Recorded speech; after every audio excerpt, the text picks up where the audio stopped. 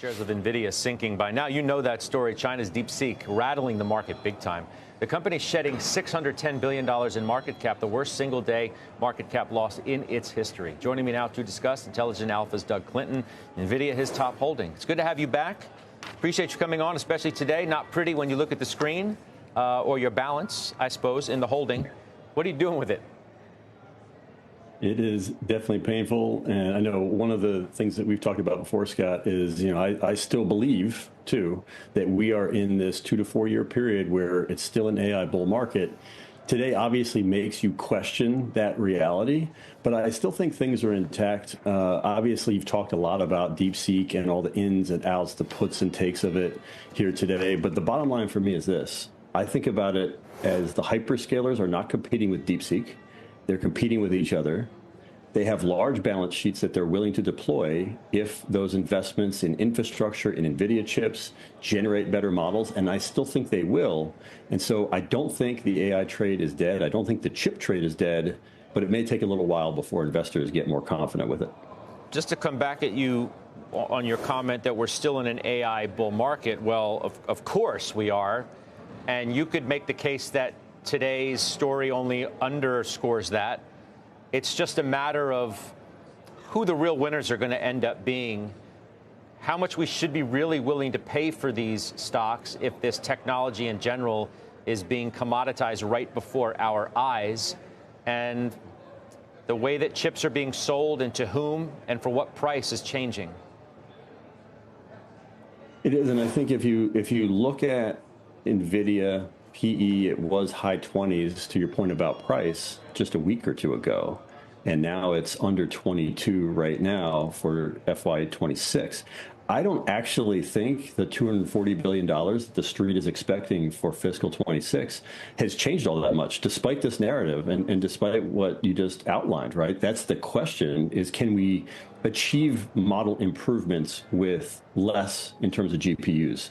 And I think it's a very important distinction to make that DeepSeek has built a model that does inference cheaper right now at current performance levels. I think that's the important takeaway. But it hasn't proven that they can build a model that exceeds the performance of the cutting edge models that we have now in the United States that have been built with NVIDIA chips. So that might not feel like good consolation today, but I think that is the narrative over the next few weeks. What do these companies say about how they're continuing to invest and deploy large infrastructure to build these cutting edge models that will be better than DeepSeek over time, I believe? I mean, as we've already discussed on this program, the narrative around open source versus not seems to be where the action is and where this story is ultimately potentially going. You look at Meta today, for example, which is up 1%. The only of the hyperscalers, I don't really include Apple, it's just a different kind of AI story. But all of the others are lower, and maybe for good reason. Do you think about those who are going to be at the top of the heap as it relates to open source versus all of the others, and how that narrative and how those goalposts might be changing today? Yes and no, and I'll give you kind of the bull and bear component of that. I mean, Meta is a holding for us in our Intelligent Alpha Livermore ETF.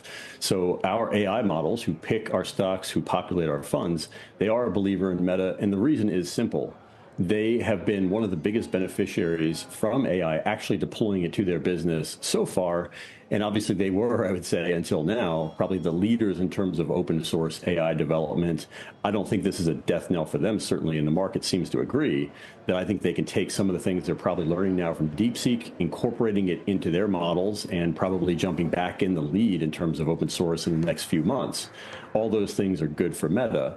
But I don't think that means it's the end of the story for the closed source models yet. Because again, I go back to the comment of DeepSeek has shown us that they can perhaps deliver current edge performance for less, but they haven't shown us that they can develop and show cutting edge performance. And you look at OpenAI, O3, which is their current frontier model. They're going to be releasing that O3 Mini to the public soon. I think that model is probably still a significant step above DeepSeek. It's still a significant step above any other open source model out there.